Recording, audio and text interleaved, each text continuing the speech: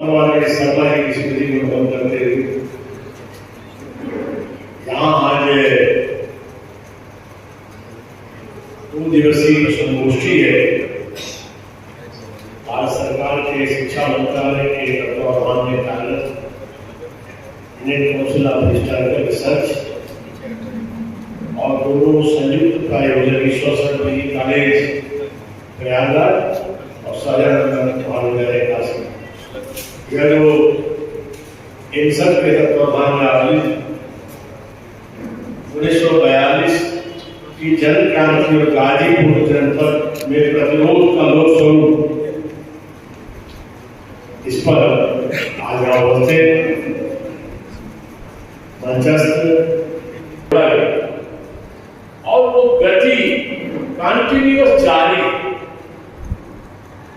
हमारे यशस्वी प्रधानमंत्री मोदी जी ने उसको अमृत किया है। आपकी संगोष्ठी का जो विषय है वो निश्चित तौर से उन चीजों से कोरिलेट करता है, क्योंकि देश में आज जो नवयुवक है, विद्यार्थी है, बेटे बेटियां हैं, इनको आज की टेक्नोलॉजी के युग में ये जानना निरंतर जरूरी है कि कैसे कैसे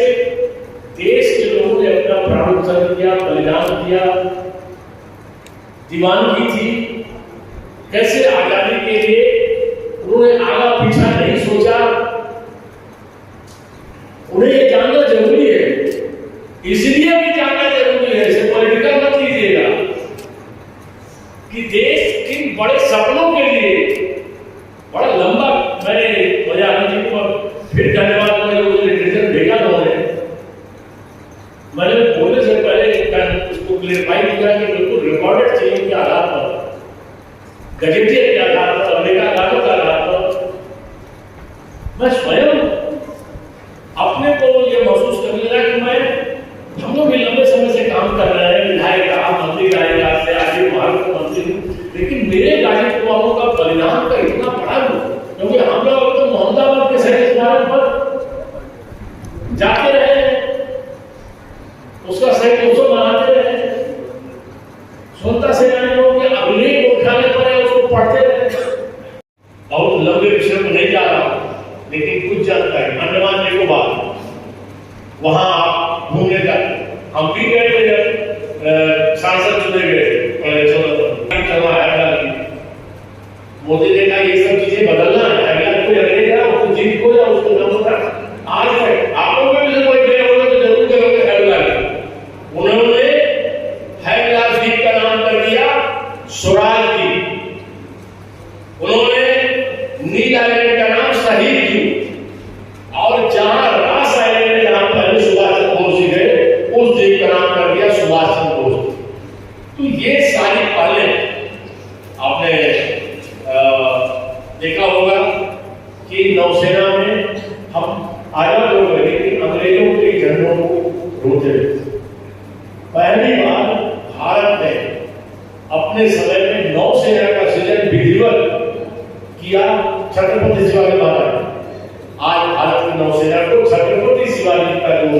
झंडा है, अब वो भारतीय नौसेना का झंडा है, गुलामी के प्रतीकों को हटा देने का काम किया गया। ऐसे तमाम प्रसंग हैं, इतने दिन हो गया और इतने चर्चा का नाम नहीं रखा,